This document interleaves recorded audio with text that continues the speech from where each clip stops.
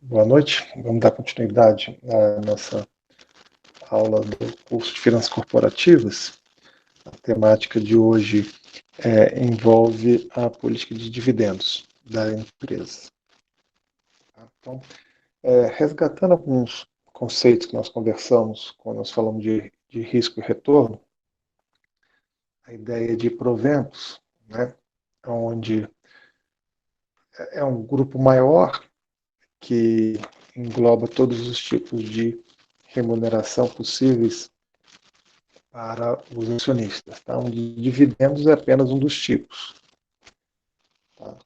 Caracterizando-se aqui. Só um momentinho.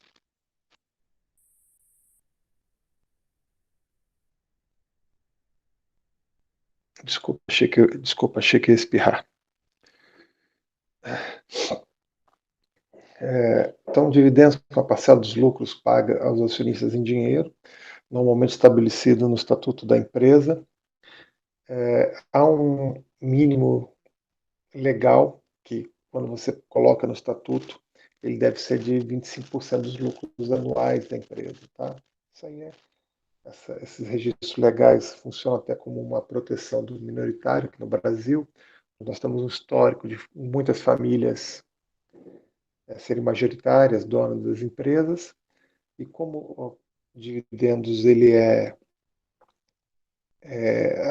decidido em assembleia, as famílias majoritárias, né, que controlam as empresas, claramente poderiam determinar ou postergar para sempre o pagamento de dividendos. Né? Então, de uma certa forma, é uma proteção para os minoritários.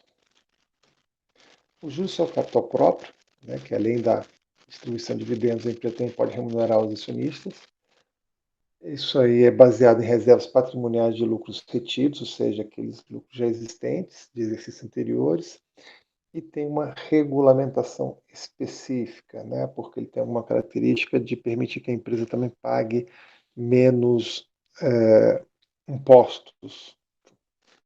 Então, tudo que permite de alguma maneira que a empresa pague menos impostos, ele né, normatizado, ele merece a atenção da Receita, das autoridades que arrecadam impostos. Bonificação em ações, aqui sim a distribuição gratuita, ou seja, da mesma parcela proporcional, ou seja, se você tem 1% de participação da empresa, você vai receber mais 1% de ações. Normalmente isso aqui ela vem de um aumento de capital, ou seja, aquele reserva de lucros que já estava dentro da empresa, com alguma outra função, você passa a se incorporar no capital social da empresa e, portanto, são emitidas o número correspondente de ações e são entregues aos acionistas atuais. Tá? Então, isso também é uma forma de remuneração. Você recebe ações da empresa. Tá? Professor, Sim, então, mas assim, como no caso do juros sobre o capital próprio, envolve também uma forma de pagar menos imposto, isso leva as empresas a manterem os dividendos no mínimo legal e passar a remunerar sobre juros sobre o capital próprio, ou não faz muito sentido? tá. Essa remuneração de distribuição, na verdade, ela engloba as duas coisas, mas nós vamos comentar um pouco mais para frente sobre o papel da tributação. Se você me permitir, eu gostaria de tratar esse assunto um pouquinho mais para frente. Beleza. Nós vamos falar do papel, mas assim, mas qualquer coisa, se na hora que a gente falar da tributação você não ficar satisfeito, você me aborda de novo, por favor. Só que eu não queria adiantar todo o assunto, aqui é só dar primeiro um overview dos tipos de proventos, tá? Que Beleza. assim, porque a gente fala normalmente de política de dividendos, mas é um conceito um pouquinho mais amplo, tá? Só então é isso que eu quero pontuar para vocês aqui no início, tá? Por exemplo, a parte de bonificação de ações, bancos que têm estrutura de capital regulada ah, né, como pelo Banco Central, que existem graus de alavancagem que ela deve seguir. Às vezes, quando o banco está crescendo, uma das formas de ir se ajustando e aumentando isso é incorporando isso no seu capital social já de forma permanente, né? É uma ideia. Tá? E também pouco, eu praticamente pelo menos eu pessoalmente não vejo isso aqui ocorrer. Comunicação em dinheiro também é um outro nome, uma maneira de distribuir também uma parcela adicional dos lucros, né? O que tem sido tratado, as pessoas têm chamado mais, às vezes, de dividendos extraordinários, né? Tá? O retorno, como nós conversamos lá, a gente tem que pensar aqui em retornos realizados, aqueles que já ocorreram, né? A parte de dividendos, que tem um papel importante nisso, e esse rendimento com os dividendos, ele compõe uma parcela, né, que é isso aqui, ou seja, então, uma parte relevante, pode ser uma parte relevante ou não do retorno que você tem ao ser sócio de uma empresa, ela advém do rendimento que você tem com dividendos, essa forma de remuneração. Normalmente isso aqui você recebe esse dinheiro, né, botou no bolso. E o tal um retorno potencial, ou seja, se aconteceria se eu vendesse as minhas ações pelo preço da cotação daquele dia, né? Então, se você quiser saber qual foi o retorno da sua aplicação da Petrobras no mês de março, então, se você não vendeu a ação, mas se tivesse vendido no dia 31 de março, eu poderia calcular qual foi o retorno pela variação do preço aqui das ações naquele período, né? Entre o começo de março e o final de março. Tá? Então, você tem essas duas fontes aqui. Vale a pena notar, no exemplo que eu tenho aqui ao lado, que você pode ter somente os mesmos retornos totais, né? Aqui, por exemplo, no caso, na ordem de 20%, esse exemplo, e esses retornos podem ter diferentes origens quando a gente olha ganho de capital e rendimento com dividendos, né? Então, a partir aqui, da variação do preço, obviamente, eu tenho a parcela do ganho de capital, referida aqui, e aqui eu tenho claramente a parcela de dividendos, né? O que a gente percebe que eu tenho, desde um cenário onde eu posso ter todo o ganho, o meu retorno total vindo apenas do ganho de capital, ou seja, não tive nada com renda de dividendos, até o outro extremo, que eu posso ter nada com ganho de capital, ou seja, o preço da ação não sobe, mas eu tenho todo o meu retorno é, vindo do recebimento de dividendos. E dentro desses cenários, né, eu tenho diversas possibilidades que estão elencadas, algumas aqui. Né? Então, aqui nós temos elencadas algumas possibilidades entre receber nada de dividendos e receber todo o retorno através de dividendos. Tá? Nós vamos discutir sobre a relevância ou a irrelevância da política de dividendos para criar valor da empresa, mas já adiantando, que naqueles mundos perfeitos, né, de mercado perfeito de capitais, onde não há impostos, onde não há custo de transação, onde não há problema de assimetria de informação e não há outras imperfeições, claramente você seria indiferente, né, entre receber uma forma ou outra, porque você estaria preocupado simplesmente, você estaria focado, né, se você é um cara averso ao risco, né, nós temos expectativas homogêneas, tudo mais, eu sou maximizador da minha utilidade, e por isso significa maximizar apenas a minha riqueza pessoal, né? São as premissas daqueles modelos todos que nós conversamos para trás, eu só olharia essa última coluna. A, a forma como isso aqui foi dividido entre ganho de capital e rendimento não deveria ter muita importância. Tá? Para a gente fazer algumas análises, é interessante que a gente conheça esse modelo de Gordon, ou modelo de avaliação de ação de crescimento constante. Tem essa formulazinha aqui. Vamos abrir um parênteses para a gente conversar sobre o que vem a ser esta equaçãozinha. Simplesmente ela vem da matemática financeira. Que a primeira parte que a gente precisa compreender é o conceito da matemática financeira. Simplesmente ele olha, para quem já fez engenharia econômica, pelo menos quando eu faço, eu mostro lá. Né? Então você tem aqui alguma coisa que vai ao longo do tempo até o infinito, Se você receber um conjunto de caixa que começa a partir da data 1, esse fluxo de caixa existente aqui, e que esse fluxo de caixa que você recebe nessa data, ele tem a perspectiva de crescer para sempre numa taxa constante, essa taxa constante é representada aqui pelo G, tá?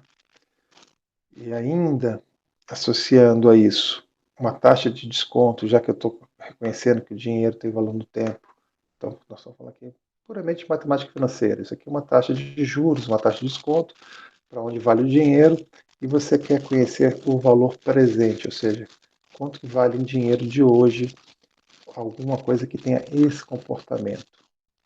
Tá? Alguma coisa que tenha esse comportamento, se a gente pegar a ideia de juros compostos, aplicar, obviamente, como tem aqui o conceito de infinito, né, para sempre, aplicar limite e fazer algumas coisinhas, isso aí, de novo, eu particularmente lá em engenharia econômica mostro isso, né? Mas você chegaria que o valor presente de alguma coisa que tem essa característica seria exatamente essa fórmula aqui, tá? Então, de novo, aqui não tem ainda, é apenas um conceito matemático, onde você está dizendo que tem este comportamento, que é o I menos a taxa de crescimento. Tá? O que o Gordon teve como, quando está falando, parece que foi ontem, mas isso foi na década de 50, final, na verdade 59, ele usou isso para avaliar um preço de uma ação. O argumento dele é o seguinte: seu valor, qualquer, né, qualquer ativo, ele vale, isso aqui, né, é avaliado pelo valor presente dos seus fluxos de caixa.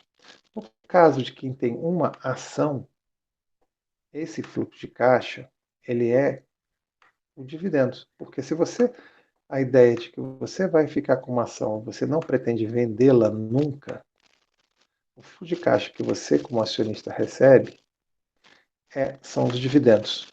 Se você tem intenção, né, no cenário, que você fique com isso para sempre, isso aqui vai crescendo lá uma taxa G, todo ano cresce um pouquinho. Para sempre. O que significa para sempre? Significa que você vai deixar isso de herança para os seus filhos, para os seus netos, para os seus bisnetos e por aí vai. Tá? Então, então, o valor presente, ou seja, o preço dessa ação, ele deveria ser dado, o preço de qualquer ação, deveria ser dado pelo valor presente dos dividendos.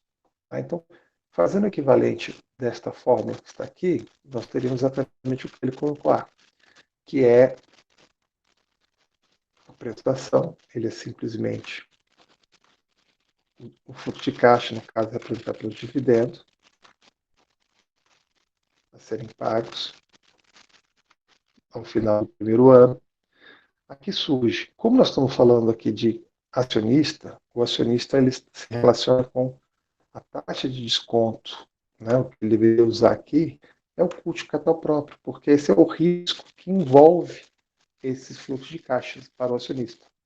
Então, nós teríamos esse conceito aqui. Tá? Então, essa é a ideia por trás daquela fórmula. Né? Lembrando apenas que esse conceito, vou só abrir um parênteses, que esse conceito que está aqui, ele não é inteiramente novo para a gente.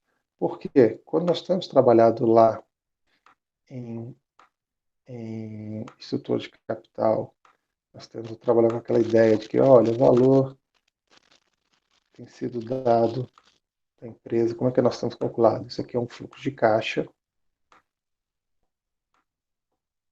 nós temos dividido por uma taxa que é o risco. Esse risco aqui,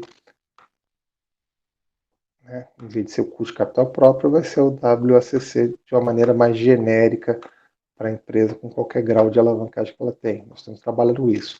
Qual que é a diferença em relação a esse caso apontado aqui?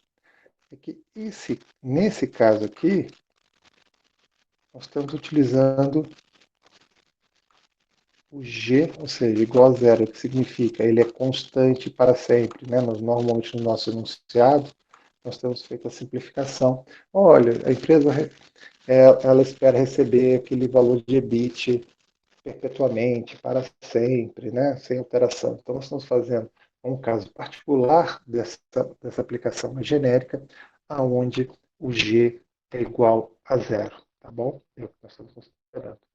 Mas, de novo, se você for pensar um pouquinho mais realista, né, que é o que ele faz aqui, você pensar que os dividendos têm um crescimento ao longo do tempo, ou seja, que os resultados da empresa cresçam, né, o lucro vai crescendo e você vai recebendo mais dividendos. Tá, isso seria até mais um pouquinho mais razoável de se considerar e se imaginar. Então, é isso que está representando esta fórmula. Tá? Um método de precificar as ações considerando os dividendos que a empresa vai receber para sempre, tá? Com a taxa de crescimento embutida aqui. Isso nós vamos usar para desenvolver algumas compreensões e algumas análises. Por isso que eu preciso apresentar para vocês, tá? Essa relação entre dividendos e preço de ação. Um exemplo simples, só para ilustrar, né, como a conta, é que uma ação paga 10. O que significa esse pagar 10? Significa simplesmente que ao final do primeiro ano a empresa pretende pagar R$ 10 de dividendos, e como você percebe, eles vão crescer para sempre a 5%, então aqui, ó, do ano 1 para o ano 2 cresceu 5%, por isso que aqui é 10,50. Então, tem um crescimento aqui com uma taxa de crescimento constante de 5%, né, todo ano aqui. Nós temos aqui uma progressão aritmética, né, isso vai crescendo 5% ao ano para sempre. Isso aqui. Então, aplicando essa ideia aqui naquela forma, simplesmente o preço da ação, né, sabendo também que o custo de capital é igual a 25%, é basicamente colocar os valores naquela forma. Então, o dividendo é igual a 10 do primeiro ano, a taxa de o custo de capital é 0,25, está aqui o KE, dado aí no enunciado, e nós temos aqui o crescimento esperado para sempre de 5%. A realização dessas contas, se você fizer, vai dar exatamente 50. Tá? Então, essa ação considerando o risco envolvido, que é o custo de capital, o crescimento esperado, constante, que é uma premissa também. Ainda é uma premissa simplista, tá? Ela só melhora um pouquinho aquela de se perpétuo igual para sempre. Ela embute um crescimento, mas ainda é uma simplista essa premissa. Mas se você considerá-la válida, é isso aqui que deveria valer essa ação, R$ 50. Tá? Agora a gente precisa fazer uma, uma ideia, né? E aí? As pessoas prefeririam dividendos ou ganho de capital? Então nós precisamos confrontar. A ideia, né, que nós mostramos lá atrás, que o retorno pode vir dessas duas formas. O retorno pode vir ou dividendos ou ganho de capital. Mas o pagamento de dividendos, né, é uma decisão que tem a ver com o financiamento da empresa, de certa forma, né, porque é usando recursos de capital próprio, está interligado também, obviamente, tanto remuneração, financiamento e política de investimento, porque você não faz investimento sem recurso, e é um investimento que vai gerar o lucro, que vai gerar remuneração. Né? Então, todas essas coisas estão interligadas entre si. Mas da mesma maneira que nós falamos que as decisões de investimento da empresa devem ser tomadas com o objetivo de maximizar o valor da empresa, né? Isso aí nós falamos na primeira aula, ou seja, buscar projetos com VPL positivo. E nós comentamos também que na parte das decisões de financiamento, as alterações de estrutura de capital, elas deveriam ser feitas se e somente se aumentasse o valor da empresa, ou seja, aumentasse também o valor, a riqueza do acionista, né? porque isso seria bom. Aqui também vale a ideia. Então, só deve, a política de dividendos, né, ela também deveria ter como critério, como plano de fundo, maximizar o valor do acionista, né? Então, continua com essa ideia de maximização de valor. Tá? Então, eu deveria escolher uma política que aumente o valor da empresa. Para isso, para a gente estabelecer algum parâmetro, se eu estou distribuindo pouco ou muito, né, a gente precisa compreender esse tal de índice de payout. Isso simplesmente é uma métrica muito simples e intuitiva, que ele representa a porcentagem do lucro líquido distribuído ou já, né, a ser distribuído ou já distribuído na forma de dividendos. Então, se a gente fala, olha, o payout da empresa é 30%, o que isso significa? 30% dos lucros foram distribuídos na forma de dividendos. Tá? Então, o que nós vamos discutir é se a empresa deveria aumentar ou diminuir o índice de payout, porque quando eu faço isso, eu estou alterando a transferência de valor do retorno entre ganho de capital e. Então, deixa eu voltar só um pouquinho rápido aqui. Né? Então, quando nós estamos discutindo, né, se alguma dessas possibilidades aqui, ou outra entre elas, né, como existem infinitas possibilidades, se alguma dessas tem poder, capacidade de criar valor para o acionista, né? Então, analisando se alguma dessas possibilidades seria melhor, mais benéfica, né? Eu aumentar o índice de payout, onde aqui no primeiro caso o payout seria 0%, né? Eu não distribuo nada, né? Estou distribuindo praticamente nada, e eventualmente onde eu posso estar distribuindo 100% do meu lucro ali. Tá? Então, um dos parâmetros importantes a serem discutidos pela empresa é um índice de payout, ou seja, quanto distribuir de dividendos. Então, é claro que seria interessante, se nós estamos preocupados em maximizar o valor para o acionista, seria importante entender qual é a preferência, né, dos investidores por dividendos ou ganho de capital. O que esses caras preferem?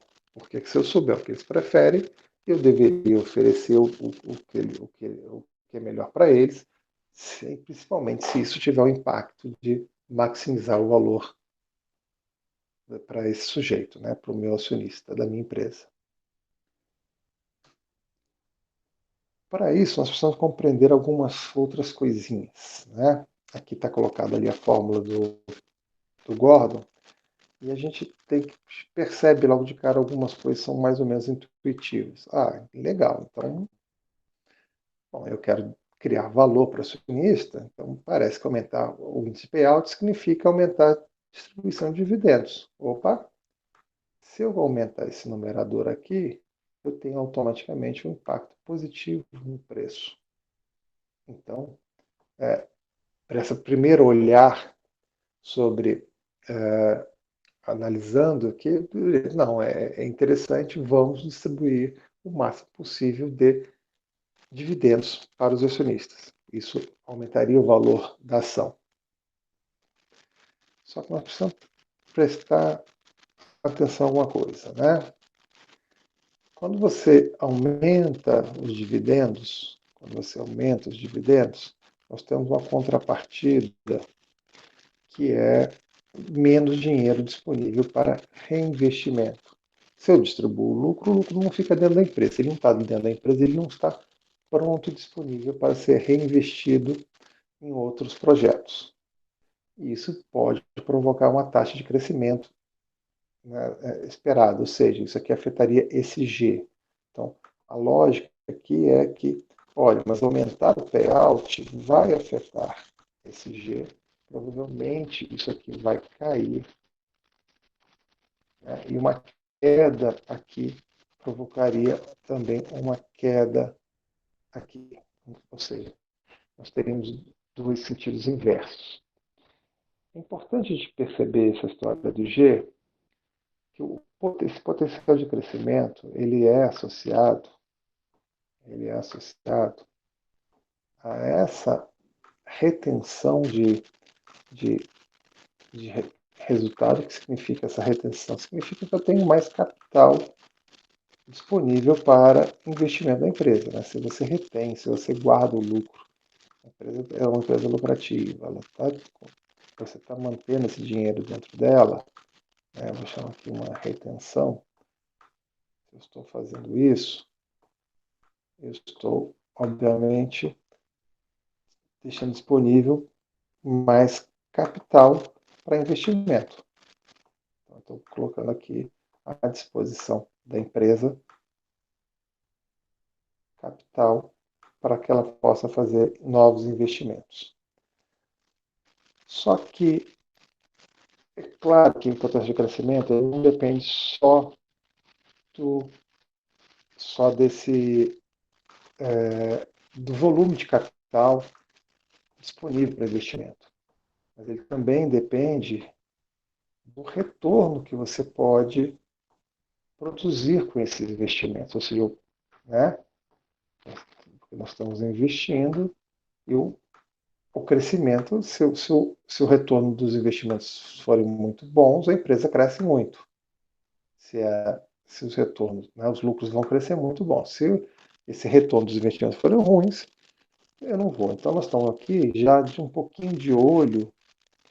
É como se nós estivéssemos olhando aqui a qualidade desses investimentos. Então, é como se eu estivesse dizendo que o potencial de crescimento ele depende tanto do volume de investimento, que é esse primeiro termo aqui, então, relacionado. A retenção está dizendo volume, aqui eu estou me referindo a volume do capital a ser investido, e aqui eu estou dizendo o retorno, ou seja, da qualidade desses investimentos que a empresa costuma fazer.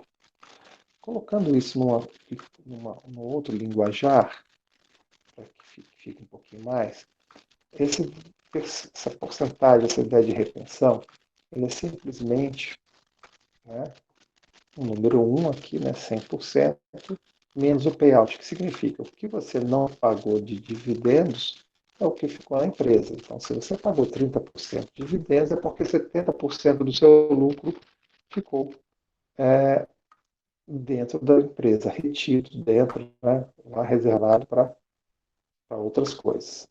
Em termos de retorno, se a gente olhar aqui como métrica do ponto de vista do acionista, nós podemos considerar, por exemplo, o ROI, que é aquele retorno sobre o patrimônio líquido.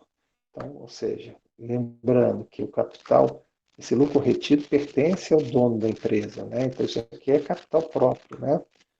Então, tem a ideia que isso aqui é capital do dono, dinheiro dele que ele coloca no patrimônio líquido, lucro retido. E aqui a qualidade, do ponto de vista do acionista, é o retorno sobre esse patrimônio líquido, ou seja, como a empresa tem, em média, produzido os retornos. Então, já assumindo que isso aqui se mantenha, isso vai dar uma ideia de potencial de crescimento. Logo, a gente já percebe aqui, né, que a relação inversa que nós comentamos. Então, aumentar o payout significa diminuir o G. Né? Então, a gente percebe aqui essa relação inversa. Olha, aumentar o payout, a distribuição, ele afeta negativamente o potencial de crescimento da empresa, né? Coisa que nós já tínhamos comentado ali. Tá? Então, fique com essa ideia. Então, isso qualquer alteração por dividendo terá dois efeitos contrários a princípio. Tá? Ou o que é o impacto desse G? Né? Esse G é o crescimento no futuro. Nós já vamos ver um pouquinho mais sobre ele. Então, ou seja, a ideia aqui primeiro é perceber que aumentar ou diminuir dividendos, nós temos efeitos em sentidos opostos sobre o valor da ação. Então, a política de dividendos ótima, né, de um ponto de vista, deveria reconhecer esses efeitos e proporcionar um equilíbrio entre dividendos correntes e o crescimento futuro, de modo a maximizar o preço da ação. Então, seria esse o papel do gestor, achar esse equilíbrio para tentar determinar um ponto ótimo quando a gente pensa no efeito de criação de valor com base nesta fórmula. Tudo bem? Vamos lá. Os nossos queridos Modigliani e Miller, tá? Só vou destacar aqui é o Miller primeiro, o autor. Eles começaram a discussão já em 61, eles estavam embalados com o que eles fizeram sobre estrutura de capital, né? Esses, como conversamos, está tudo relacionado, investimento, financiamento e remuneração dos acionistas. Eles apresentaram que, olha, do mesmo jeito que eles trouxeram aquela primeira decisão deles de 1958, na qual a estrutura de capital era irrelevante, dado um conjunto de premissas, né, enormes, entre elas a ausência da possibilidade de você deduzir os, a despesa financeira a bater, né, da base de cálculo de imposto, que isso foi refeito lá em 63, nas proposições com impostos. Então, naquele mesmo conjunto de ideias, ou seja, o mercado é perfeito, os investidores agem apenas para maximizar sua própria riqueza, são aversos ao risco. Colocando tudo isso, eles dizem que, olha, o valor da empresa é determinado apenas pela capacidade de geração de lucros. Mas isso já faz sentido porque isso era o que era coerente com aquela decisão do estrutura de capital. Estão falando, olha, então não interessa a forma como você financia a empresa, dentro daquele conjunto de premissas, também não interessa como você faz a sua remuneração de política de dividendos. Dentro desse cenário, continua sendo irrelevante também. Tá? Só, você tem que procurar bons projetos, ou seja, somente os ativos, né, decisão de investimento, são os únicos, é o único canal de criação de valor. Tá? E isso já está captado, né, quando a gente olha aqui, né, quando a gente está falando da capacidade de geração de lucros e pelo risco de negócio. Quando nós estamos usando essa fórmula, nós estamos fazendo isso. Né? Se você perceber, nós estamos determinando o valor do lado operacional, que vem a ser o que é. Isso aqui é o lucro operacional, e esse aqui, o denominador WCC, né, que representando esse risco do negócio. Então, simplesmente, essas coisas seriam os únicos drives, né, são as únicas possibilidades de geração de valor. Isso fica bem materializado aqui. Tá? Principalmente no mundo sem impostos. Tá? Quando o argumento era o seguinte, né? Você pode pensar que simplesmente o impacto vem das decisões de investimento, né? Isso numa sequência de decisões que você toma, simplesmente o que você está pagando ou você está retendo. Se você está fazendo simplesmente com um termo de investimento desse lucro, esse investimento, na verdade, a cada período que você está refazendo a empresa, é que está determinando a qualidade dele. Tá? Você pode pensar de outra maneira, que da mesma forma que quando nós analisamos estrutura de capital, nós falamos, olha, aquele mundo sem impostos, por que a empresa não criava valor? Porque o acionista era capaz de replicar qualquer benefício ou qualquer situação de estrutura de capital que a empresa fizesse. Né? Então, com esse argumento de arbitragem, ele simplesmente mostrou, se eu, como pessoa física, posso fazer qualquer coisa que a pessoa jurídica pode fazer, eu não preciso dela para fazer nada para mim, eu faço sozinho.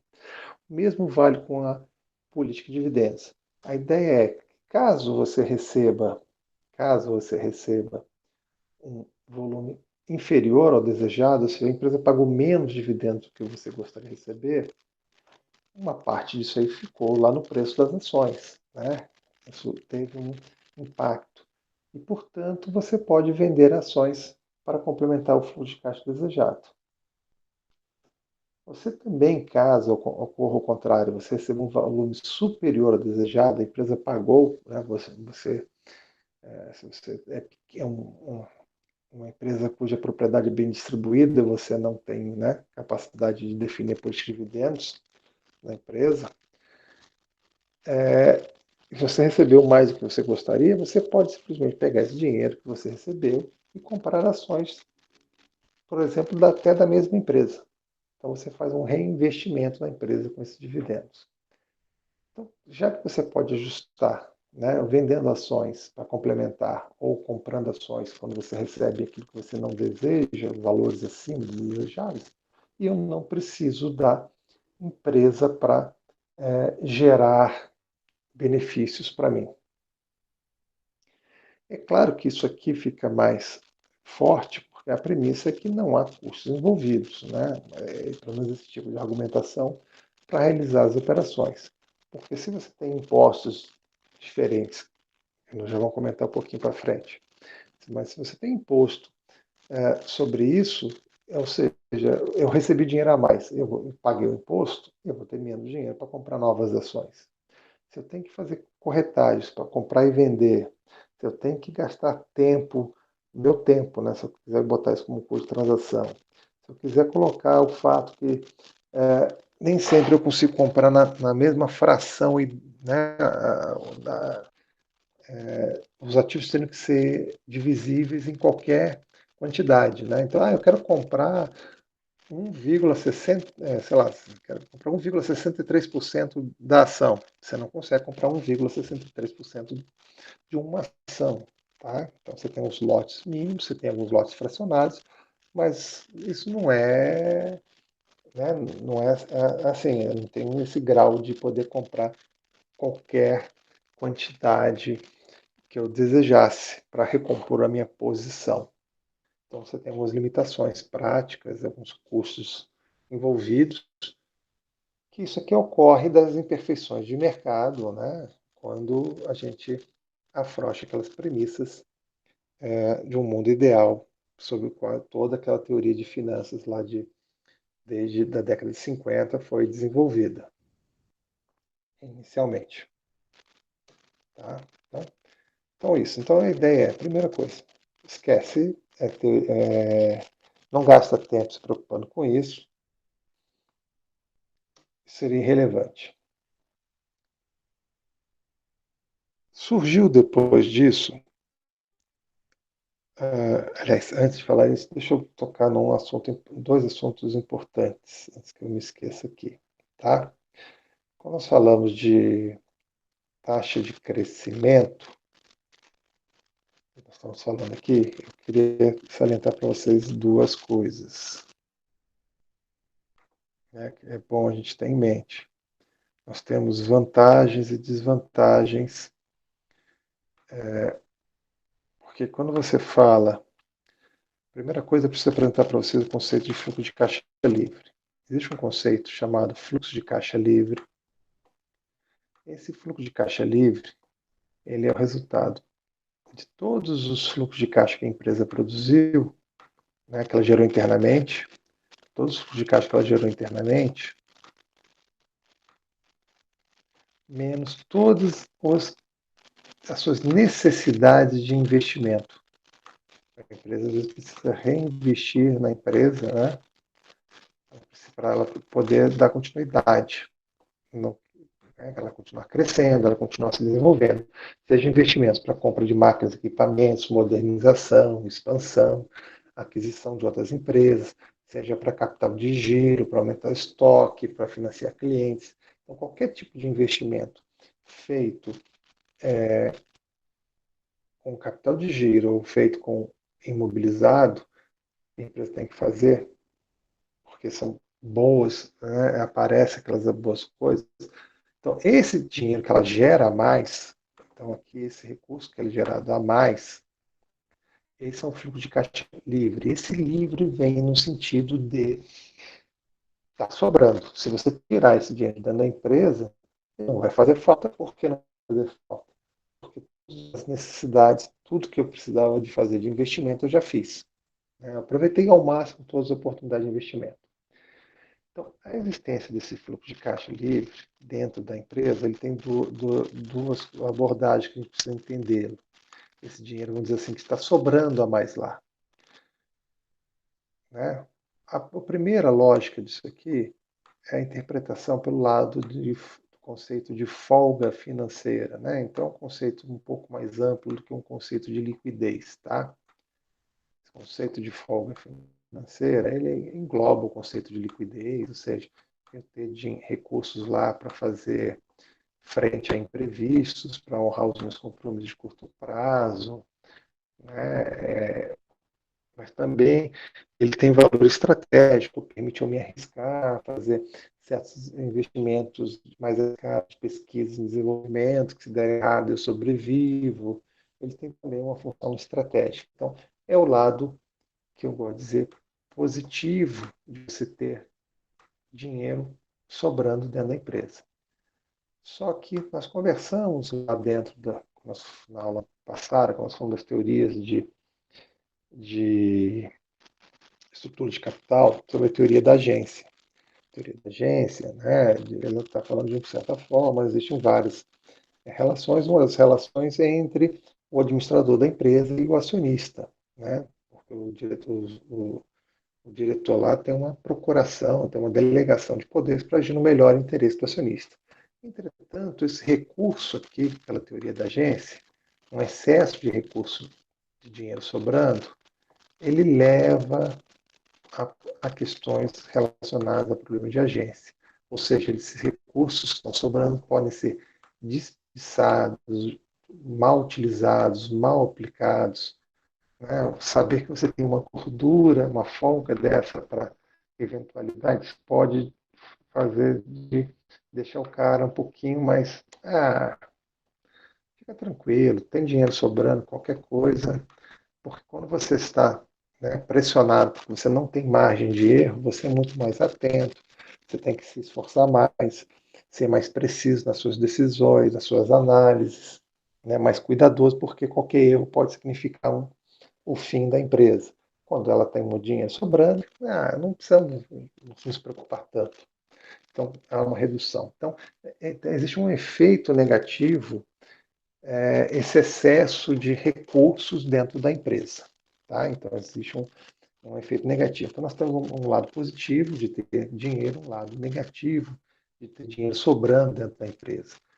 Uma das formas de você reduzir os problemas de agência, tá, de reduzir isso aqui, é eliminando aquele fluxo de caixa livre via distribuição de dividendos. Tá? Então, porque, ou seja, aquele dinheiro está sobrando na empresa, tira o dinheiro de lá e dá para o dono dele, que é o acionista. E você reduz isso aqui.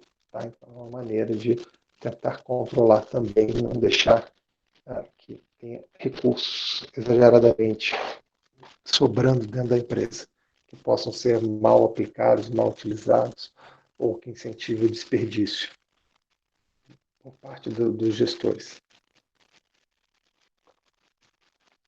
Tá? Então, outra coisa que cabe a gente chamar a atenção de vocês, quando nós estamos falando de fluxo de caixa livre, aqui, claramente, ele difere um pouco da ideia de distribuição de lucro. Porque o ideal é que esse recurso seja distribuído porque ele já foi contabilizado, né, após toda a necessidade de investimento. Porque se a empresa precisa, por exemplo, fazer manutenções básicas para repor a depreciação do seu produto, e se ela pega e distribui 100% do seu lucro sem fazer esses investimentos mínimos necessários, né, ou qualquer investimento que garanta o futuro da empresa, ela está prejudicando o seu crescimento. Então, também, para que eu possa resguardar, a ideia é que esses investimentos eles estão amarrados, estão linkados de alguma maneira para garantir aquele crescimento lá esperado no futuro, né? Então, aquele G depende muito do que você está fazendo de investimento hoje, né? Então, o que vai acontecer amanhã, nos próximos anos, depende do que você está fazendo aqui em termos de investimento hoje. Você precisa resguardar isso aqui, tá? Então, cuidado, a gente tem que falar sempre para os dividendos em termos de lucros, e vai ser sempre assim, mas a gente tem que ter em mente que o que eu deveria tomar como base segura para fazer aqui seria o gerenciamento desse fluxo de caixa livre, tá bom? Professor, você pode repetir de novo essa diferença entre a distribuição de lucro e o fluxo de caixa? Então, vamos lá. O que nós estamos a dizer é que o lucro, nem sempre o lucro e o fluxo de caixa ocorrem no mesmo momento. Nós temos trabalhado de uma maneira mais simplista que acontece. Se você perceber lá quando nós estamos falando de valor da empresa, né, eu estou falando de valor da empresa, se você perceber, eu coloco naquela equação o EBIT. EBIT é um resultado, é um lucro, né? Uhum. É um lucro operacional. Então, quando eu estou fazendo isso aqui, é como se eu estivesse admitindo que a empresa estivesse recebendo tudo isso aqui dentro daquele ano, tá? Entendi. Como se fosse um fluxo de caixa. E não necessariamente, né? Às vezes alguma coisa disso aqui vai se materializar no ano seguinte, né? Vendas ou outros resultados que eu fiz em dezembro, novembro, dependendo de quando o meu cliente vai pagar, na verdade, isso pode acontecer em algum outro momento. Mas, assim, simplificadamente, nós temos considerado que o lucro acontece dentro do ano e dentro do ano ele também se equivalendo ao seu fluxo de caixa. Tá? Quando a gente olha também o lucro, principalmente o lucro líquido lá que vai ser distribuído, a gente tem que lembrar, porque aqui tem uma diferença entre caixa e lucro, que é a depreciação, porque a depreciação não sai. Né? Que pelo menos você considerar que a depreciação já foi reinvestida na empresa. Tá? Mas não é. Então você também tem uma diferença aqui, que nós estamos considerando, a princípio, que no mínimo a depreciação foi reinvestida na empresa. Né? Quando você olha o lucro, porque o lucro já vem com a depreciação abatida. Como se eu pegasse aquele dinheiro e reinvestisse na empresa. Mas isso, normalmente o investimento da depreciação ela garante simplesmente a manutenção do status existente. Então, se eu quero crescer, talvez eu tivesse que investir mais do que a própria depreciação, né? Ter que fazer investimentos mais pesados. Então, o conceito de fluxo de caixa livre, ele está levando em conta também que eu quero crescer, então que esses investimentos podem ser maiores, né? Então, na verdade, a minha base que eu tenho para distribuir não deveria ser considerada aquele lucro como um todo, tá? Mas, de novo, isso são detalhes para uma compreensão um pouco maior, mais refinada desse assunto, tá? Estou entrando num conceito um pouquinho mais refinado da ideia de dividendos, para quem tem interesse nisso, para ficar atento. Tá? Mas, de novo, o que nós estamos trabalhando é o índice payout. Payout, como nós estamos falando, é a porcentagem de dividendos sobre o lucro. Tá? Então, sem essas considerações, mas tem esse detalhezinho para ser observado. Teoria do pássaro na mão. Tá? Então, a primeira lógica diz que, olha, depois de todos os investimentos, né, se isso não prejudicar minha política de investimento, o que sobrar do lucro e o distribuir, ele seria irrelevante. Nessa teoria aqui, como o nome sugere, né, nós conhecemos o dito popular, que dividendos são mais seguros. Então, os dividendos seriam o pássaro na mão. Né? Mais vale um pássaro na mão do que dois voando. E os dois voando são o tal do ganho do capital. Então, o Miller e o Modigliani, né, pelas análises que eles fizeram, pelas implicações do modelo deles e tudo mais, eles salientam que você não tem um impacto no risco para o acionista. Né? Não afeta o custo de capital próprio da política de dividendos, porque o risco para o acionista depende de outros fatores que tem a ver com o seu, se a gente pensar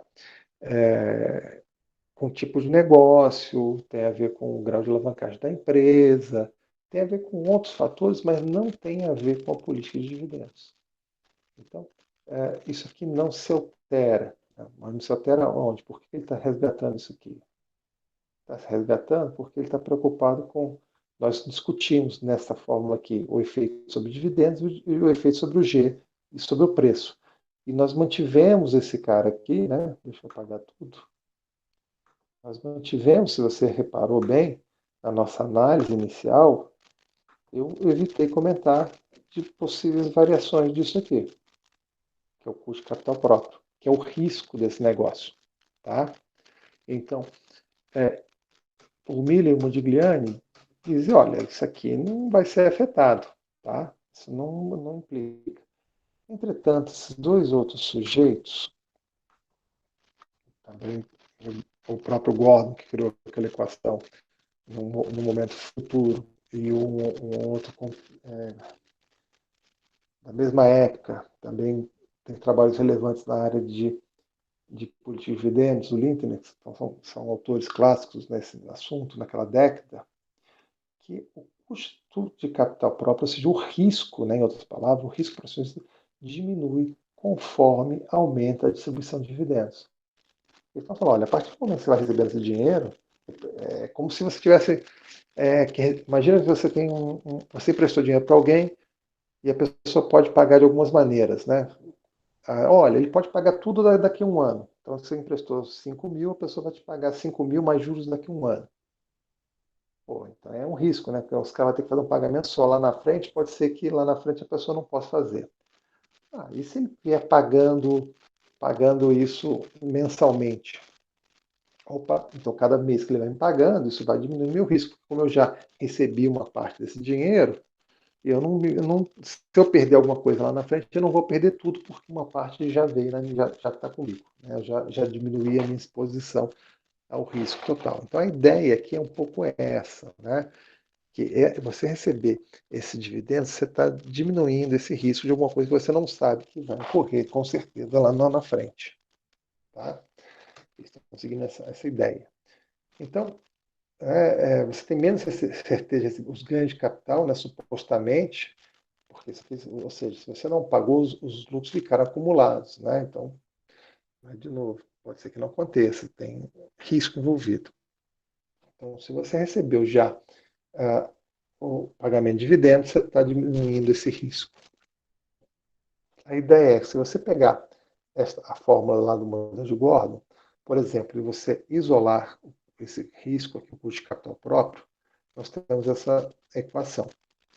Perceba de novo que o retorno para o acionista, né, o CAE, não deixa de ser uma ideia de retorno para o acionista, se estiver recebendo o mínimo desejável, uma parte importante, nós já vimos lá, quando nós conversamos de risco, de retorno, perdão, que vem aqui do rendimento com juros. Tá? Então, isso aqui, que vem lá do inglês também, dividend yields, ou rendimento com dividendos, isso é um indicador interessante que as pessoas acompanham.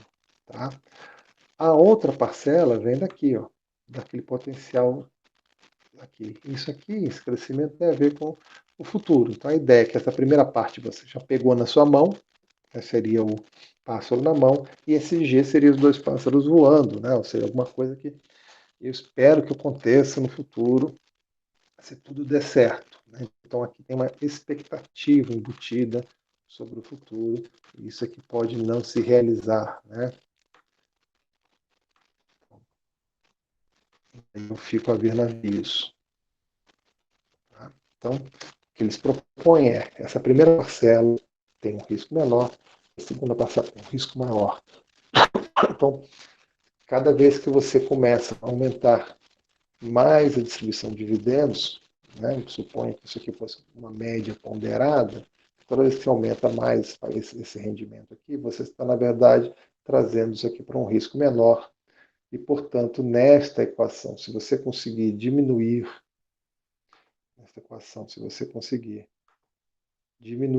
isso aqui, na prática você está, né, aumentando o preço da ação, o valor da ação. Então, segundo essa teoria do pássaro da mão, as pessoas têm preferência por empresas que pagam dividendos, porque isso aumenta o valor da empresa. Tá? Seria uma boa coisa. Quando comparado com empresas que não fazem. Então, a teoria do pássaro da mão é uma que diz, olha, a política de dividendos ela é relevante e ela tem um efeito positivo no preço das ações, porque é o que as pessoas querem. Tá?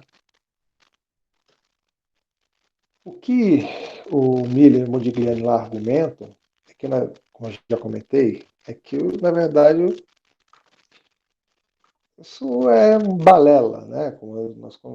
Ou seja, balela na ideia de que as pessoas são indiferentes entre os dois, tá? Termos, né, dividendos e ganho de capital.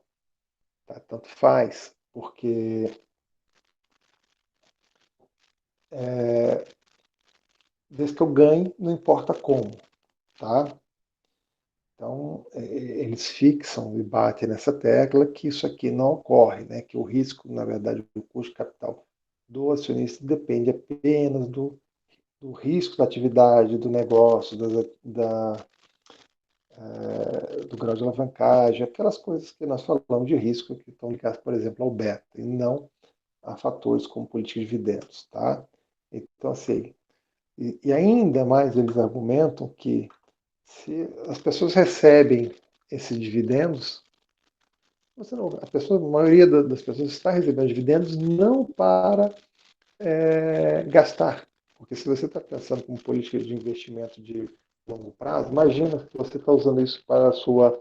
É um caso americano, né? Usando isso para a sua previdência, né? Estou guardando dinheirinho para o futuro, para a minha aposentadoria.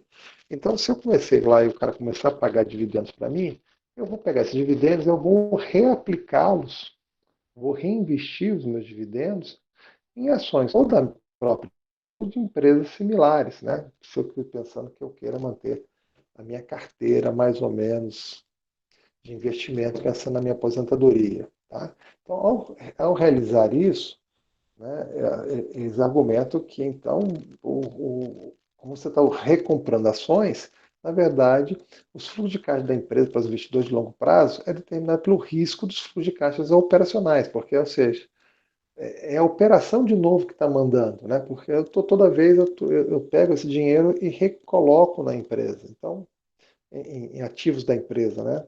Papéis. Então, o risco, na verdade, que eu estou exposto é o risco operacional da empresa e não tem a ver com a política de dividendos. Tá? Então, seria mais um argumento, principalmente para aqueles que estão nessa tendência, como eu falei do americano, de pensar o mercado de capitais com a bolsa como um sistema de aposentadoria. Tá? Então, não faz sentido pensar nisso. Essas são como eles rebatem a ideia da teoria do pássaro na mão. Aqui chegamos agora, eu não, acho que foi o Gustavo que perguntou sobre a parte tributária, né? Nós temos a ideia que existem pelo menos três razões, primeiro pensando de uma maneira macro, tá? Por que as pessoas deveriam se preocupar com os tributos, né? Eles teriam preferências diferentes entre dividendos e ganho de capital. Quais são? A primeira delas são a diferença de alíquotas de ganho de capital e dividendos. Obviamente, depende da legislação de cada país. Aqui no Brasil, nós cobramos 15% de ganho de capital e temos os dividendos isentos. Essa isenção de dividendos, né, ela vem sempre sendo anunciada em uma possível reforma tributária de ser revista. E a revisão bom, ela é atualmente isenta porque diz que a empresa já pagou impostos sobre o seu lucro, então você cobrar o dividendo seria uma bitributação do lucro. Entretanto, né, as visões contrárias já dizem que não, a parcela de dividendos quem recebe já são pessoas com alto poder aquisitivo ou dono de empresa, dono da empresa, né, alguém que é rentista aplicando, né, uma participação, está recebendo dinheiro e que isso, né, essa pessoa, principalmente aqui no caso do Brasil, acaba pagando relativamente pouco imposto quando você olha o trabalhador. Então você tem uma desigualdade de carga tributária, porque é permitido a pessoas de alta renda formar empresas e receber a sua renda através de distribuição de dividendos e, portanto, pagando pouco imposto, né? Paga menos dentro da empresa do que pagar um trabalhador. O imposto do ganho de capital, eles são só pagos somente quando as ações são vendidas. Né? Isso é naturalmente, você só precisa vender. Esse é o fato gerador para que você compare por quanto você comprou, por quanto vendeu, veja o ganho e aplique uma alíquota sobre isso de 15%. Só que isso permite, né, a postergação desse pagamento. o que é sempre interessante, porque se você não vender as ações, você está empurrando isso para o futuro, onde pode ser mais interessante você executar essa operação. O outro ponto, ainda chegando no limite sobre isso aí, tem a ver com a tributação de herança. Eu não tenho um pai que vai me deixar ações, mas se o investidor, a gente chegar, né, isso, e mantiver isso até a sua, né, a sua passagem para outro mundo, é claro que, de novo, depende da legislação de cada país, mas na maioria deles, o princípio é que você transfere essas ações, ela passa a ter o custo de aquisição à data do falecimento daquela pessoa que deixou para você com herança. Então, se você comprou por R$ 10, segurou 20 anos, a ação está valendo 1.000, né? Se você fosse vender, você pagaria um grande imposto sobre isso. Se acontecer de você falecer, ações que valem 1.000, esse 1.000 passa a ser o preço de aquisição, efeitos de ganho de capital para os herdeiros. Então, esses também só vão pagar no momento que realizar. Se o cara vender de 100, de 1.000, vender por 1.010 ou 1.050, ele vai pagar sobre essa pequena diferença o imposto, e não sobre aqueles R$ 10 que a pessoa original comprou, né, as ações. Tá? Então, isso também é uma maneira interessante de você passar patrimônio para frente. Né? É uma maneira não desprezível. Sobre outras formas de que você vai deixar. Especificamente, né, porque os autores, toda a literatura é feita sobre a ótica americana, quando você olha a parte de tributação, lá nos Estados Unidos, ganhos de capital são preferíveis a dividendos. Tá? Então, por exemplo, se você pegar um livro americano que fale sobre a preferência tributária, ele vai dizer que a política de dividendos, na verdade, ela faz perder valor à ação da empresa. E por que ela perderia valor? Porque você pagaria muito mais impostos, tá, sobre isso. Claro, tá? Então, tem esse aspecto lá do ponto de vista americano, olhando o efeito tributário, empresa que paga dividendos seria um mau negócio, a princípio. Tá? Nós temos aqui a teoria da sinalização. Tá? A ideia da teoria da sinalização é que existe um conteúdo informacional. Porque, de novo, nós conversamos também já em alguns momentos, quando nós falamos, por exemplo, da PEC em ordem, que é a teoria de setor de capital, da aula passada, que a presença de assimetria de informação. Assimetria de informação é reconhecer que quem está dentro da empresa sabe mais do que quem está fora da empresa. Né? Existem expectativas diferentes sobre o futuro da empresa e a capacidade de analisar porque as informações não são idênticas. Né? E quando você considera isso, né, a presença que era, de novo, naqueles modelos básicos inicialmente, não só de Modigliani e Miller, não havia simetria de informação. Né? Mas aqui, quando você tem entre quem está dentro da empresa e quem está fora, você observa, né, isso estudos empíricos, que quando você aumenta os dividendos, frequentemente, olha, estou aumentando, vou pagar mais dividendos, acompanhado por uma elevação do preço da ação. E claro que eu tenho vice-versa, uma redução nos pagamentos de dividendos, uma queda no preço. A princípio, isso poderia ser um indicativo da teoria lá do pássaro na mão, que é o que, olha, as pessoas preferem dividendos, por isso que quando há um anúncio de aumento de política de dividendos, o preço sobe. Mas pela lógica da teoria da sinalização, na verdade, é que esses né, as pessoas, primeiro, elas não gostam de mudar seus dividendos das empresas. Mas quando você ocorre um aumento, porque há previsões de lucros futuros maiores. Então, você está sinalizando para o mercado as suas perspectivas. Né?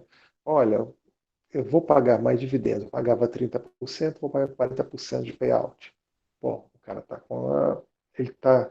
Como as empresas não gostam de mudar a sua política de dividendos, elas evitam, por diversas razões, né? Essa aqui seria uma delas,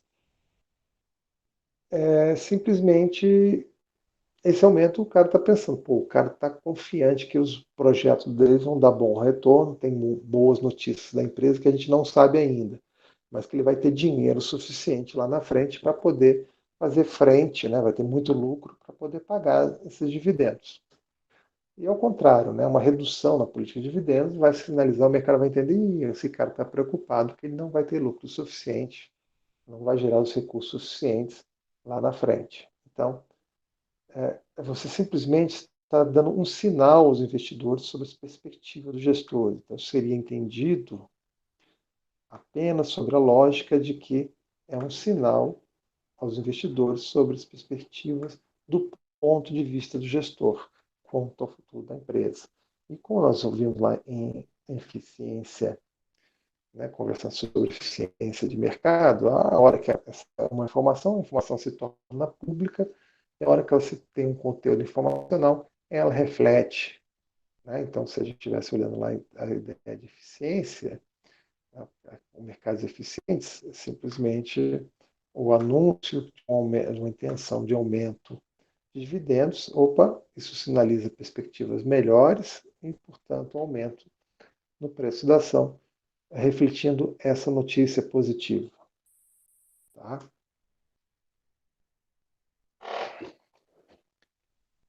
Ainda, outro aspecto que pode ser considerado, que até agora foi tratado, é que nós estamos olhando todo mundo. Quando eu falo assim, quando nós falamos lá, pássaro na mão, e quando a gente falou dessa tributária, quando nós estamos falando aqui das teorias ou da irrelevância, nós estamos considerando que todos os investidores como uma massa única e igual em termos de preferência.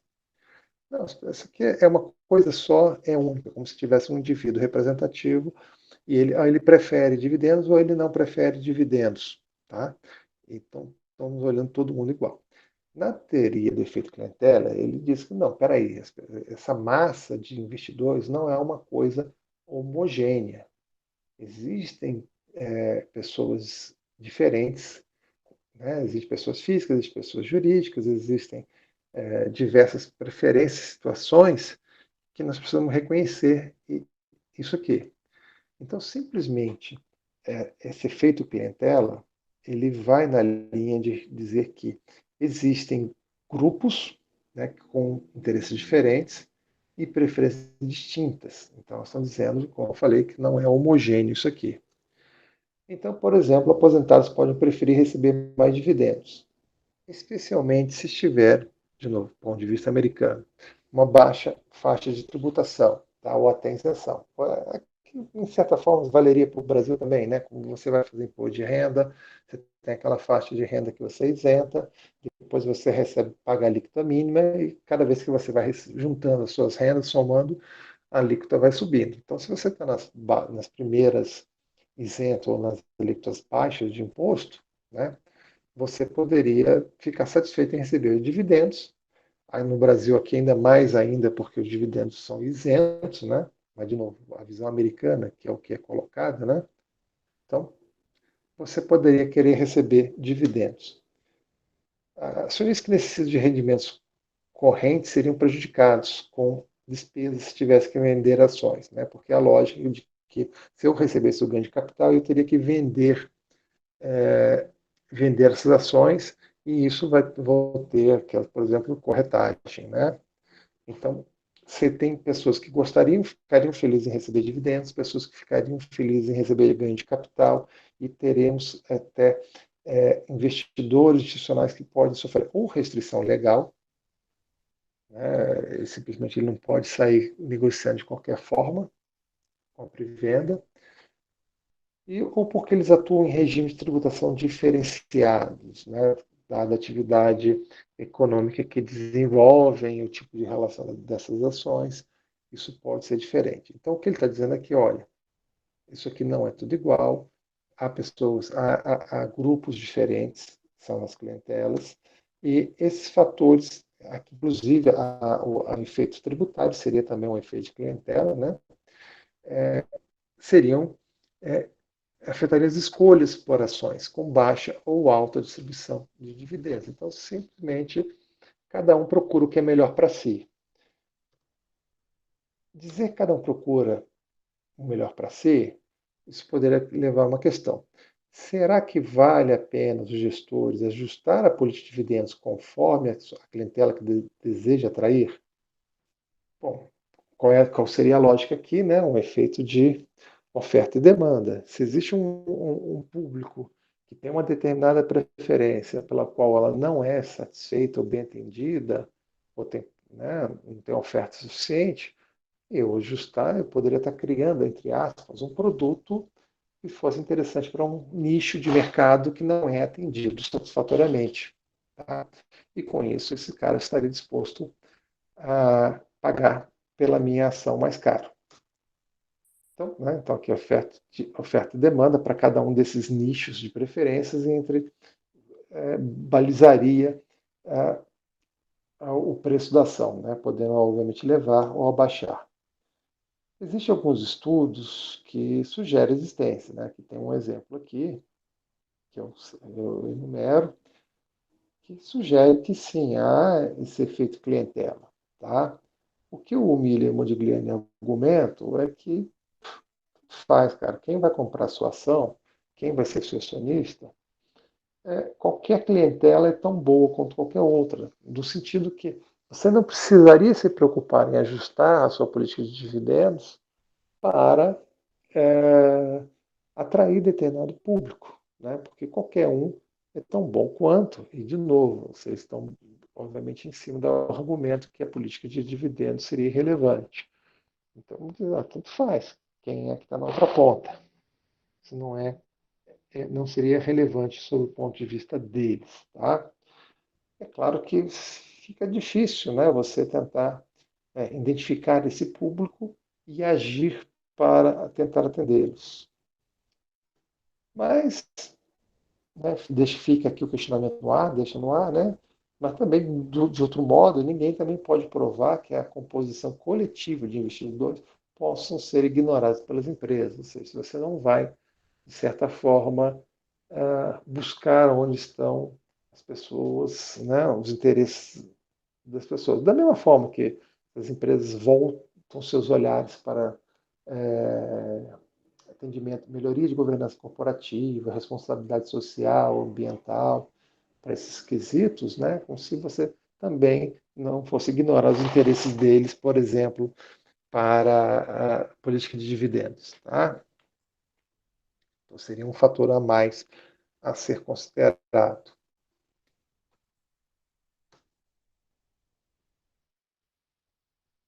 A questão de estabilidade de dividendos. Né? Nós percebemos que as necessidades de financiamento, né, e aí nós já comentei um pouco em parte com vocês, nós estávamos comentando o fluxo de caixa livre, né, as necessidades de financiamento, elas têm a ver com as oportunidades. Isso que nós conversamos também de novo lá na aula de estrutura de capital de PEC em ordem. Oportunidades.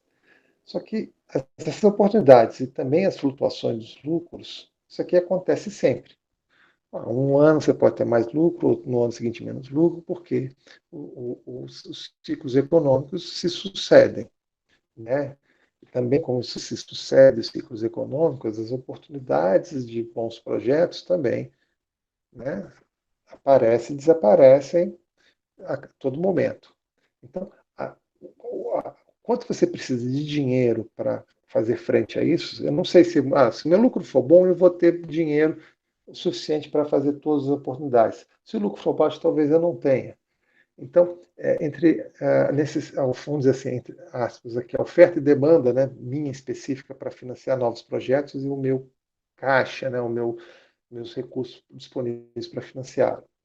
Só que há um desejo, né, por estabilidade em pagamento de dividendos. Por que é desejável essa, manter a política estável? Porque se você acredita que as pessoas gostam de dividendos, você alterar, você pode estar afetando o preço da sua ação. Se você acredita que há um efeito de preferências tributárias, você alterar isso, você está afetando os interesses do seu acionista, né? Se há clientela, então alterar os dividendos, você vai alterar ou vai mexer com os humores dos acionistas que estavam satisfeitos, né, com o que ou procuraram a sua empresa, justamente, supõe que ela procuraram a sua empresa justamente por conta daquela política de dividendos que você tem. Então, isso é mais fácil, é uma chance boa de você criar complicações para você. Então, a minha necessidade de investimento e as oportunidades variam, mas eu não gostaria de mexer muito com a política de dividendos. É claro que as empresas deveriam, né, empresas trabalhar internamente, então se o mercado não tem, aqui a gente, né, tal da simetria, com projeções de lucros, tanto, e distribuição de dividendos, né, tem que ver o que está escrito no seu estatuto, quais são as suas regras, o que está combinado, de longo prazo. Então, a empresa pode fazer uma gestão estratégica, um planejamento estratégico para os próximos 5 e 10 anos, considerando aí as suas necessidades financeiras, seus resultados. E também os analistas do lado de fora também podem preparar essa projeção. Isso aqui vai de ponto com o que a gente falou da ideia da sinalização.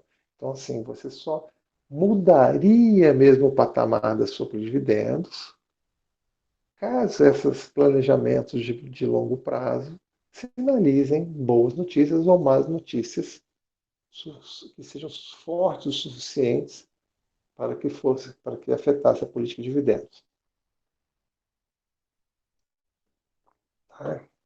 Ou então, pelo menos, que você fosse mudando bem gradualmente, né, conforme você está trabalhando isso aqui, para evitar impactos negativos. Agora, vale a pena ressaltar que políticas estáveis, né, como nós estamos falando, comentando, não significa, né, receber o mesmo valor sempre. Então a empresa ela pagou, começou a pagar lá em 1970, sei lá, $1 por ação. Vai chegar agora em 2021, ela vai continuar pagando $1 por ação de dividendos? Não, o que significa é que a gente espera que um crescimento em consequência, porque a inflação, o poder, né, se você pensar nesse período que eu falei de 70 para cá, há uma inflação acumulada mesmo nos Estados Unidos. Obviamente, também, se a empresa não distribuiu, né, ou o fator do que ela tem de lucros acumulados dentro da empresa. Então, se ela vem crescendo em algum ritmo, ela está retendo esse dinheiro. Se ela não está distribuindo, está lá dentro. Então, ela podia muito bem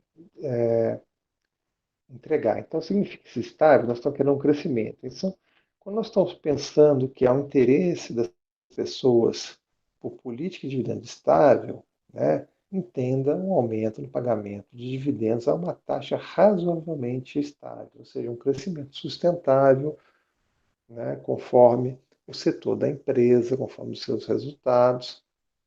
É isso que seria razoável de supor do que se esperaria dentro de ainda mais se a empresa está tendo sucesso, ela está fazendo os investimentos corretos, ela estiver criando valor, isso, né? Porque a ideia é, esse dinheiro ficou retido na empresa, a empresa reinvestiu em projetos com valor presente líquido positivo. Então, isso vai criar valor, vai aumentar, né, os resultados da empresa, o lucro e, consequentemente, a distribuição de dividendos. É isso que é esperado que ocorra. Tá?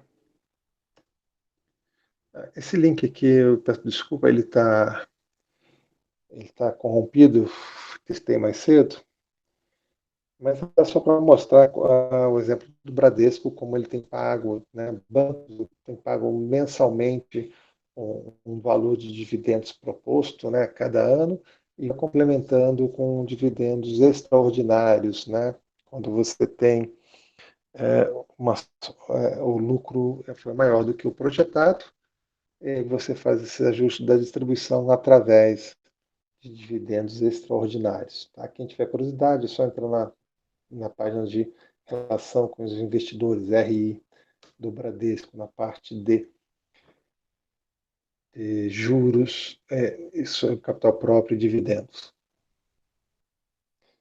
Uma outra possibilidade, né, de você entregar, retirar aquele fluxo de caixa livre de dentro da empresa, né, ou seja, eu também distribuir uns resultados, é através da recompra de ações. Então, um mecanismo simplesmente com três funções principais. A ideia primeira é fazer uma remuneração para o acionista, né, distribuindo esse caixa através de recompra de ações, em vez de pagar dividendos. O que eu estou entregando? Eu estou entregando ganho de capital. Né? Eu estou entregando ganho de capital para eles, para os meus acionistas, em vez de entregar dividendos. Como nós temos trabalhado lá na parte de estrutura de capital, né, isso aqui serve também para um rebalanceamento da estrutura de capital. Né? Você pode usar a recompra de ações para isso. E também podemos usar essas ações recompradas para o plano de remuneração dos seus funcionários, né? Para dar lá a remuneração variável, bônus para os seus gestores. Então eu fico com essas ações internamente e no momento apropriado, segundo o nosso plano de remuneração, nós entregamos as ações para os, para os gestores, tá? Melhor do que ficar emitindo ações em pequena escala.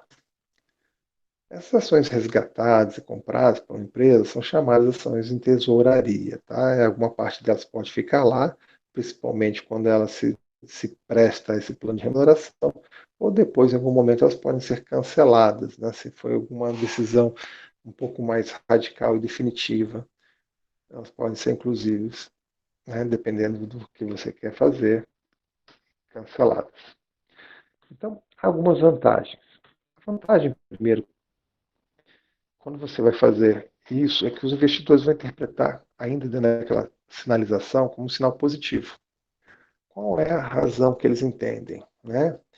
O anúncio de recompra presume que, dentro daquela simetria de informações, que os gestores estão com uma crença que a ação está subavaliada. Pô, na nossa visão, a ação deveria estar valendo 40 e ela está sendo negociada por 35. Né? Por quê? Se isso não fosse verdade, ninguém faria recompra de ações. Eu não vou comprar uma coisa que eu acho que está mais cara do que ela vale. Né? Então, passa essa informação para o mercado. Tá? Claro que os acionistas podem ou não vender suas ações. Então, primeiro, né, ao contrário dos dividendos que são compulsórios, todo mundo recebe, aqui dá uma alternativa para aqueles que gostariam de vender e para aqueles que não gostariam, gostariam de manter a sua posição atual. Né? Então, dá uma liberdade de decisão para o acionista. Pode remover um grande bloco de ações, né, que esteja pressionando o mercado, mantendo o preço baixo. Se a eficiência de mercado fosse, né, 100% valesse, isso não deveria afetar. Mas na prática, um bloco maior, dependendo ainda, especialmente quem está vendendo, pode passar aquela informação de que esse cara sabe de alguma coisa que eu não sei. Né? Então, dependendo de quem o cara está vendendo, isso pode jogar o preço para baixo. Mas suponha que ele esteja vendendo por razões outras que não têm a ver com informação privilegiada, né? Uma informação diferenciada. Ainda assim, momentaneamente, uma oferta e demanda, isso joga o preço um pouquinho para baixo.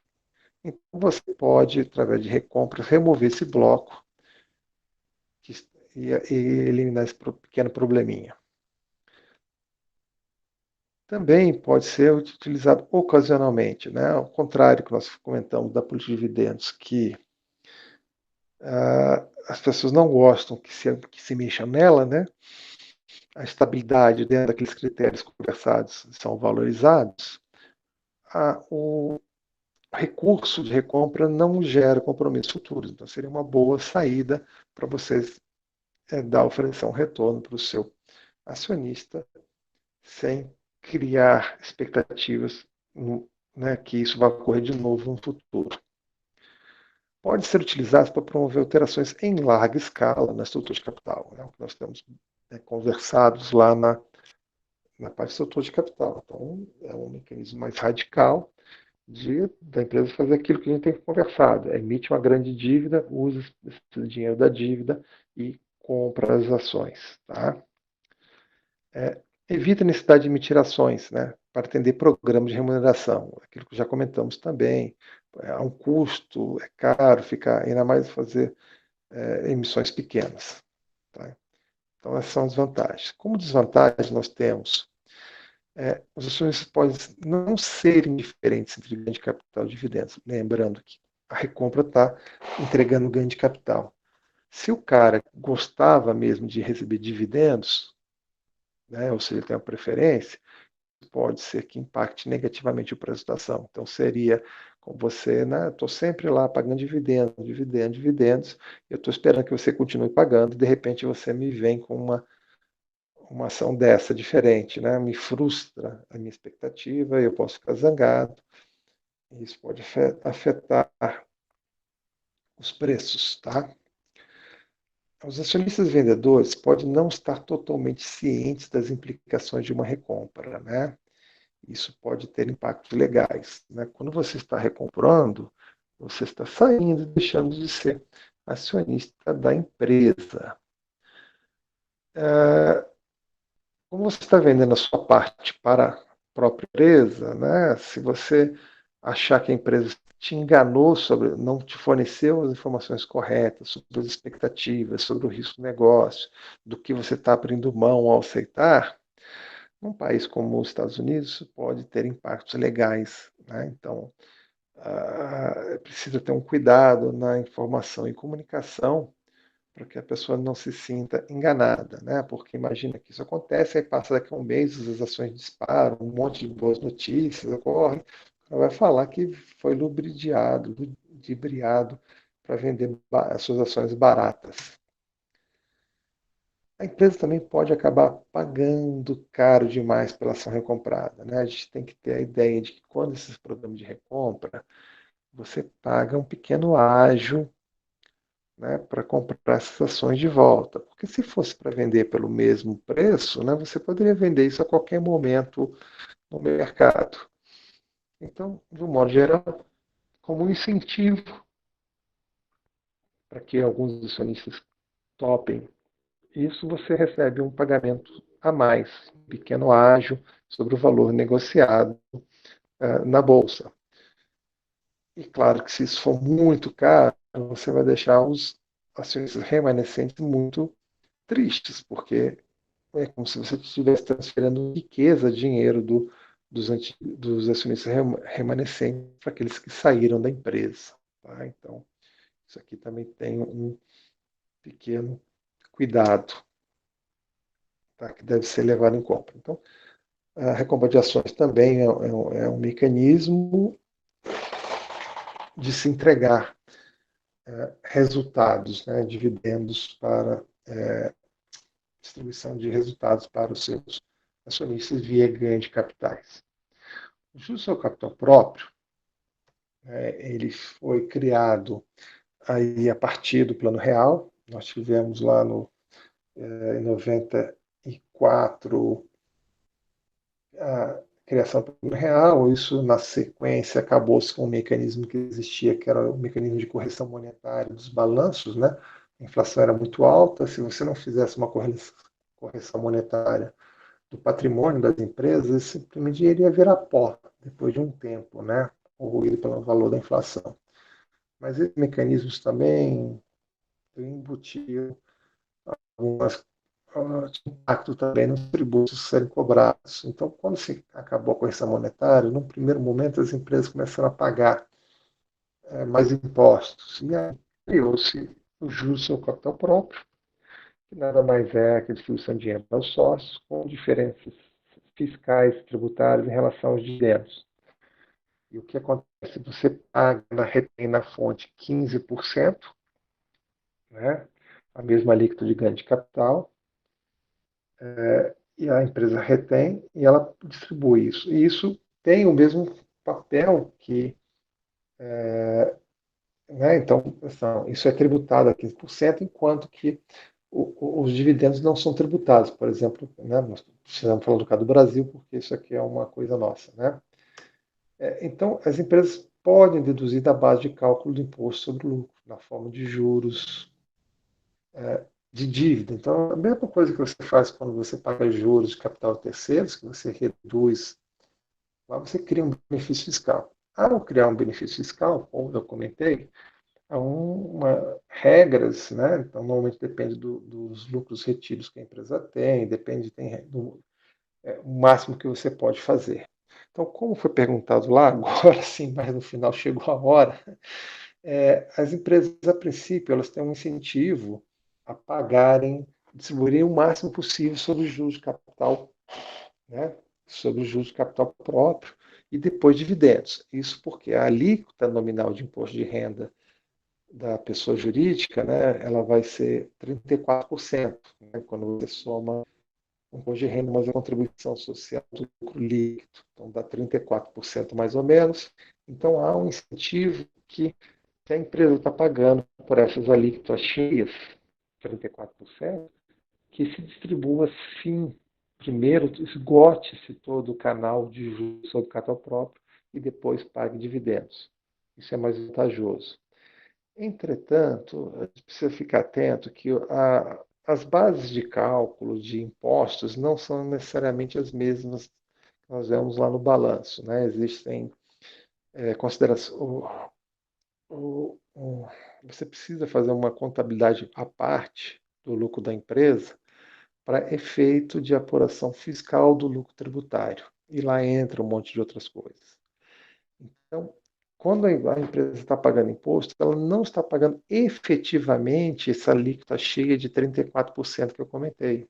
Ela pode ter outros tipos de deduções, outros acréscimos, decréscimos, ajustes na base de cálculo, que tem a ver com a regra fiscal tributária, e essa empresa pode estar pagando efetivamente menos impostos, né? Bem menos. Então, na prática, respondendo, eu não sei se foi o Gustavo que perguntou lá no início, é assim, a ideia é, se você estiver pagando, na média, né, menos do que 15%, mais do que 15% de imposto de renda na sua alíquota efetiva sobre os seus lucros, faz sentido esgotar o pagamento de juros sobre capital próprio.